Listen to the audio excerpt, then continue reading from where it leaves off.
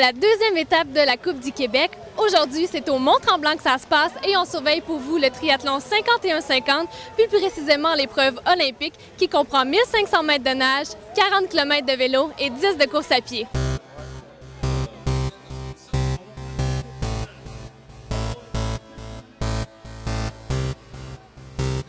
À 8 heures, le premier coup de départ a été lancé pour les athlètes participant à l'épreuve sprint.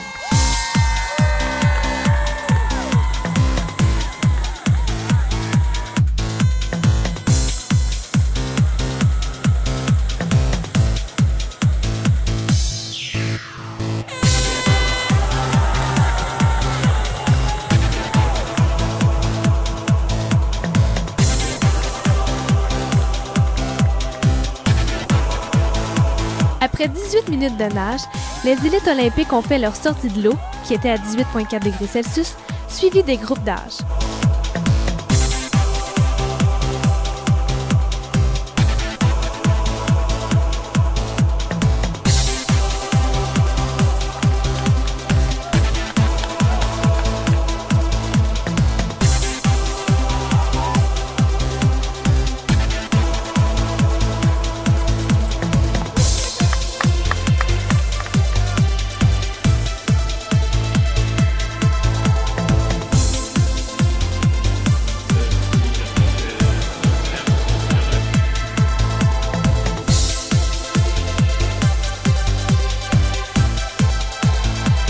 C'est Ben Collins, un triathlète de Chicago, qui est le grand vainqueur de cette édition olympique avec un temps de 1h55 et 8 secondes.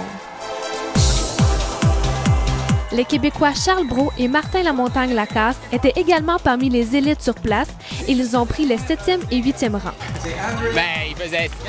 La course faisait vraiment chaud, là, ça a quand même bien été aussi. Là. Le vélo, c'était le plus dur, clairement, ouais. Moi, c'était plus dur en nage parce que les gens qui sont partis en avant sont partis très rapidement. Puis après 200-300 mètres, j'étais déjà décroché. Fait qu'il a fallu que je travaille par moi-même.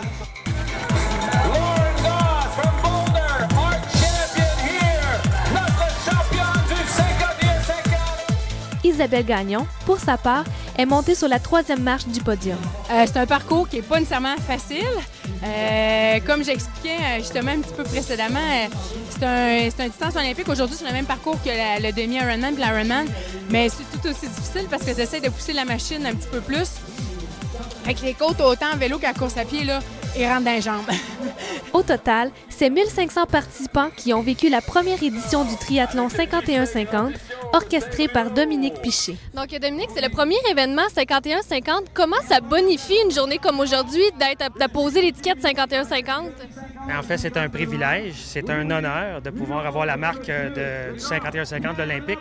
Alors maintenant, les 4 événements cette année. Alors l'Ironman 51-50, dans 2 semaines, le 70.3, dans 2 mois suivants, le championnat nord-américain et quelques jours suivants, le 7 septembre, pour la première fois dans son histoire, le championnat du monde du 70.3 au Québec, à Mont-Tremblant, chez nous.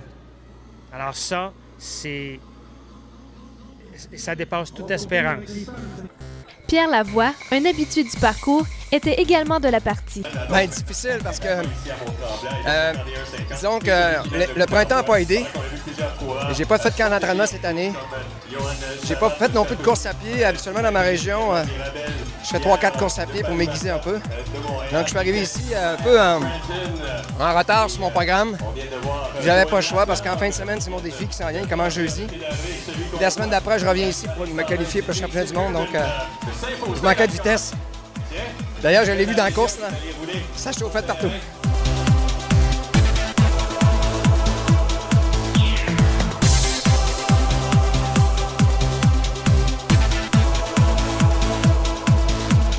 On se donne rendez-vous samedi prochain, le 14 juin, pour la 3e étape de la Coupe du Québec qui aura lieu cette fois-ci à Drummondville.